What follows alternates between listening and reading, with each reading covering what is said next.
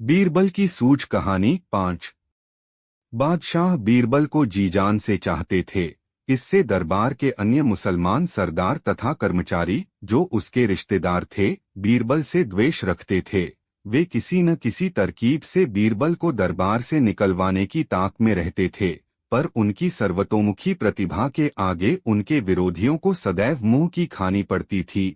राजा से यह बात छिपी न थी, किंतु वह जानते थे कि बीरबल के दरबार से अलहदा हो आने से उसके कार्य को कोई दूसरा संभाल नहीं सकता।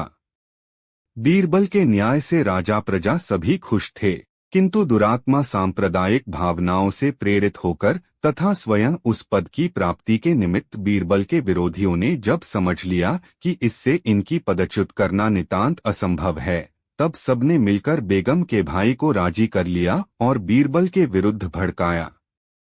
उनके भड़काने में बेगम का भाई आ गया। आता क्यों न? भला इतने बड़े राज्य के मंत्री पद पर पहुंचने की किसे लालसा न थी। विरोधियों ने बेगम के भाई को अनेकों प्रकार से प्रोत्साहित किया और कहा कि तुम्हारे जैसे प्रतिभा संपन्न व्यक्ति के रहते हुए राजा एक हिंदू को अपना वजीर बनाए, इसमें सबसे अधिक अपमान आप ही का है। यह सब कह सुनकर तत्सीखा ढाकर बेगम के पास उसके भाई को भेजा। बेगम के भाई ने भी मंत्री पद की लालसा से अपनी बहन राजा की बेगम के पास जा बीरबल की बहुत निंदा की और उसके विरुद्ध राजा को बीरबल को पदच्युत कर देने के लिए भरपूर कोशिश करने को कहा। बेगम अपने भाई के कथन को न टाल सकी और बादशाह से बीरबल का है हटा देने का अनुरोध किया। राजा के बहुत कुछ समझाने पर भी जब बेगम टस से मस न हुई तो उन्होंने बीरबल की बुद्धिमानी के सबूत में बुत्सी बातें बतलाई और बोले कि उसके न रहने से कोई बहुत सी बातें बतलाई और बोले कि उसके न रहने से कोई राज्य का काम न संभाल सकेगा, इससे अपकीर्ति होगी। फिर बिना किसी अपराध के यह कैसे हो सकता है कि बीरबल को पदच्युत कर दिया जाए? मैंने तो सबकी योजना के अनुसार ही नियुक्ति की है, क्या तुमसे बीरबल की योग्यता छिपी है? बेगम ने जब देखा कि साधारण तरीके से राजा की मति पलट नहीं सकती और अपने भाई का भी कथन पूरा करना अनिवार्य है, ऐसी अवस्था में उसने अपने स्त्री सुलभ शस्त्रों को व्यवहार में लाने का निश्चय किया। रात को बेगम उदास रही, कुछ बोली नहीं। दूसरे दिन राजा रात में जब पुनः महल में आए तो नित्य प्रति की भांति न तो आज उसने उनका स्वागत ही किया न कुछ बोली ही। राजा ने उदासी का कारण तो समझ ही लिया था, किंतु अनजान बनकर इस आकस्मिक क्रोध का कारण पूछने लगे। बेगम ने आंखों में कृत्रिम आंसू भरकर उत्तर दिया, यदि आप मुझे प्रसन्न देखना चाहते हैं तो बीरबल को शीघ्र ही पदच्युत करके उसके स्थान पर किसी मुसलमान को दीवान बनाएं, अन्यथा मैं जहर पीकर अपनी जान गंवा दूंगी। बेगम का निशाना राजा पर ठीक बैठा। राजा का दिल बेगम की बात मानने को कहता था, लेकिन कर्तव्य उन्हें ऐसा करने की आज्ञा न देता था। इस बात से बादशाह बहुत असमंजस में पड़ गए। कुछ समय तक चुप रहने के पश्चात बादशाह बेगम से कहने लगे कि बिना कसूर के बीरबल को पदच्युत कर देने से जनता में असंतोष फैल जाएगा, अतएव तुम कोई ऐसा उपाय बताओ जिससे बीरबल को कसूरवार ठहराया जा सके। ऐसा होने पर खुद वही पद त्याग कर अन्य स्थान पर चले जाएंगे, वे बड़े ही स्वाभिमानी हैं।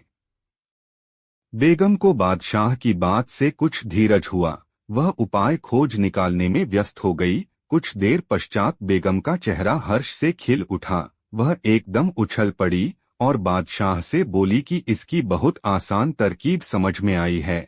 वह यह है कि कल आप दिन निकलते ही बाग में रुष्ट होकर नापे और बीरबल से कहें कि बेगम को मनाने के लिए राजी करें। यदि तुम ला सको तो ठीक है, नहीं तो पद से अलहदा कर दिए जाओगे, किंतु इस बात को कहने के पश्चात इसका स्मरण रखेंगे कि कहीं बीरबल आपको भुलावा न दे दे। रात किसी तरह बीती। सूर्योदय से पहले ही बादशाह बेगम की अनबन की खबर सारे शहर में फैल गई। बीरबल को आया देख बादशाह ने बेगम के कथनानुसार ही हुक्म कह सुनाया।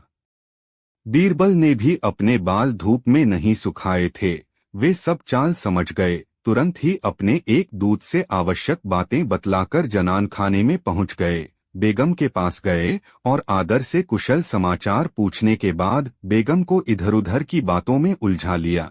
इसी वक्त उनका सिखलाया हुआ दूत पहुंचा और बीरबल से बोला कि इस कलह का कारण आपकी ही कहाँ सुनी है। बादशाह अपनी बात पर अड़े हैं, आप व्यर्थ ही प्रयास क्यों कर रहे हैं? मेरी राय में भी आप बादशाह की मति पलट दीजिए। यदि कहीं ये ऐसा कर बैठे तो इससे आपका बन जाएगा। बेगम ने दूत की बीरबल के साथ जो बातें हुई उनको बड़े ध्यान से सुना। उस आदमी के चले जाने पर बीरबल से उस आदमी का आशय पूछा। बीरबल ने अफसर हाथ आया देख कहा कि यह आदमी बादशाह के यहाँ से आया था और संदेश लाया था कि बादशाह आपसे इसलिए नाराज हैं कि आप समय समय पर अप्रिय कार्य करने को कहती हैं और बिना किसी कारण ही रूठ जाती हैं। इस कारण बादशाह का दिल आपसे बहुत ही खींच सा गया है। वे शीघ्र ही नई बेगम लाने वाले हैं। बीरबल के मुख से ऐसा सुनते ही बेगम ने अपने मन में विचार किया। उनके मन में विश्वास हो गया कि बादशाह नई बेगम लाने का उपाय कर रहे हैं, क्योंकि मैंने प्रातः उनसे बीरबल को निकालने का प्रस्ताव रखा था। बेगम को विचार करते देख बीरबल वहां से चले आए। उनके जाते ही बेगम कपड़े बदल पालकी में सवार हो वहां पहुंची जहां बादशाह थे। अनेक तरह से बादशाह की खुशामद की ओर अपनी दुष्टता के लिए माफी मांगने लगी। बादशाह यह देख बड़े आश्चर्य में पड़ गए। उन्होंने पूछा, यह क्या? तुमने इतनी जल्दी अपनी प्रतिज्ञा तोड़ दी?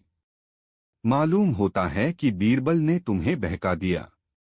बेगम ने कहा, स्वामी, बीरबल मुझे नहीं बहका सकते। मैं सब समझती हूँ और इतनी मूर्ख नहीं हूँ। अब मैं आपकी प्रेमिका बनूंगी और किसी अन्य को न बनने दूंगी। मेरे स्वामी, मुझे माफ कीजिए, अब कोई गुस्ताखी न होगी। बेगम की बातों से बादशाह समझ गया कि बीरबल ने जरूर कोई जादू कर दिया है। यह सोच बादशाह ने विश्वास दिलाया और कसम खाई कि मुझे किसी अन्य बेगम की तलाश नहीं है। तब जाकर उसको विश्वास हुआ।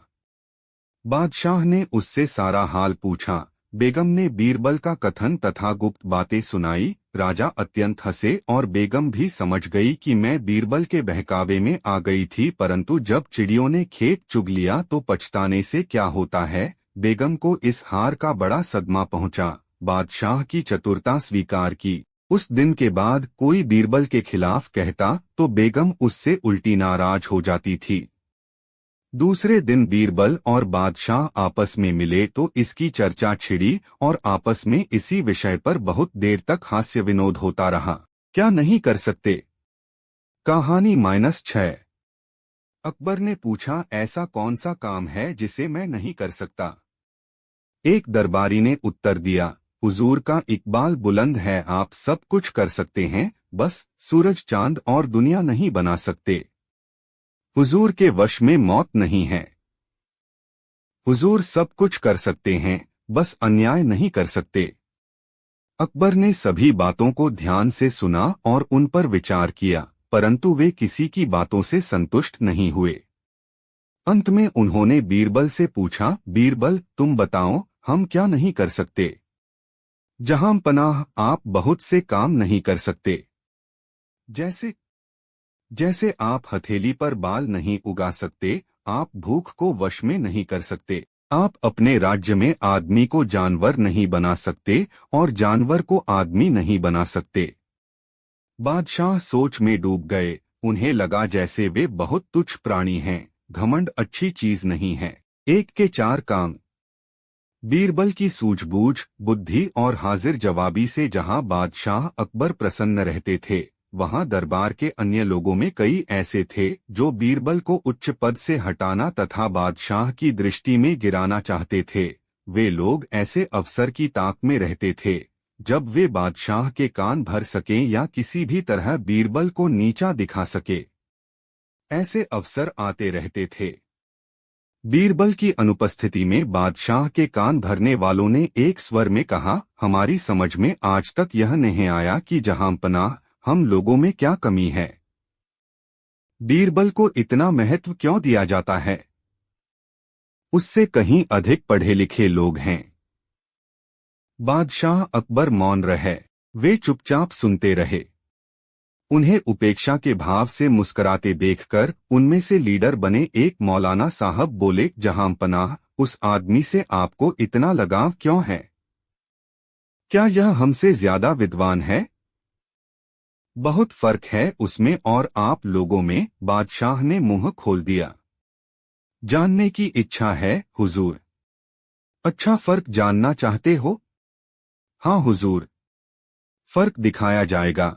इसी समय बीरबल के पास सूचना भेज दो, वह 7 दिनों के लिए छुट्टी पर रहे, इसलिए दरबार में न आए। तुम लोगों में जो सबसे चतुर हो वह उनके स्थान पर काम करे, उनकी कुर्सी पर विराजमान हो। इस 1 हफ्ते में हम फर्क का एहसास करा देंगे। ऐसा ही किया गया। उन लोगों में जो चतुर था उसे बीरबल के स्थान पर नियुक्त कर दिया गया। बीरबल को हफ्ते भर के लिए छुट्टी दी गई। बादशाह इम्तिहान लेने का उचित अवसर और इम्तिहान का विषय तलाश करते रहे। 1 सप्ताह खत्म होने को आ गया। 6ठा दिन था। बादशाह ने दरबारियों को एकत्र कर उसके द्वारा चुने गए उस चतुर मौलाना से कहा, हमारे महल के पिछले हिस्से में कुतिया के बच्चों की सी आवाजें आती रहती हैं, देखकर आओ, माजरा क्या है? बहुत अच्छा हुजूर कहकर मौलाना साहब चले गए। थोड़ी देर बाद लौटे। बादशाह ने मुस्कराकर पूछा, माजरा क्या है? कुतिया ने बच्चे दिए हैं हुजूर, वे ही कूकू करते रहते हैं। कितने बच्चे हैं? बादशाह ने पूछा। हुजूर, मैंने तो नहीं गिने। जाओ गिनकर आओ। मौलाना आज्ञा पाकर दोबारा गए और थोड़ी देर बाद लौट आए। आते ही बोले, जहां पनाह 5 बच्चे दिए हैं। कुतिया ने, मैं स्वयं गिनकर आया हूँ। गिन आए? जी हाँ। अच्छा, बादशाह ने मुस्कराकर कहा, फिर तो तुमने यह भी जरूर देखा होगा कि उनमें कितने नर हैं और कितने मादा हैं।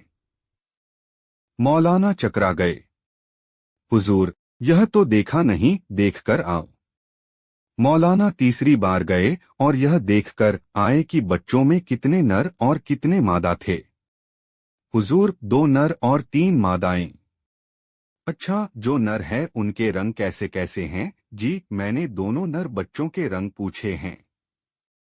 जी, यहीं तक याद है, उनमें से एक तो काला है और एक शायद सफेद। जरा मैं एक बार देख आता हूँ। और मौलाना साहब चौथी बार गए, आकर बताया कि एक नर काला सफेद है और दूसरा बादामी है। मादाओं में से 2 काली और 1 बादामी है। बैठ जाइए, बादशाह ने कहा। मौलाना बैठ गए। अब बीरबल को यहाँ बुलावाया जाए। बीरबल ने आते ही कहा, हुजूर, अभी तो 1 दिन और बाकी है। मैं परसों अपने आप ही आ जाता, जरूरी काम है। सेवा बताएं। हमारे महल के पिछले भाग में अजीब सी आवाजें आती हैं, जैसे कभी कुतिया के भौंकने की, कभी कुतिया के बच्चों की कूकू, तो कभी गुर्राने की। देखकर आओ, माजरा क्या है? जरा जल्दी लौटना। अच्छा जहां पनाह। बीरबल चले गए। बीरबल जब लौटे तो बादशाह ने प्रश्न किया, क्या माजरा है? कुतिया ब्याही है, 5 बच्चे दिए हैं। कुतिया ने, वे सब कूकू करते हैं। कुतिया गुर्राती या भौंकती रही होगी रात को। कोई बात नहीं है, वहाँ 5 बच्चे हैं। उनमें नर मादा कितने हैं? 2 नर 3 मादाएं। रंग किस प्रकार का है?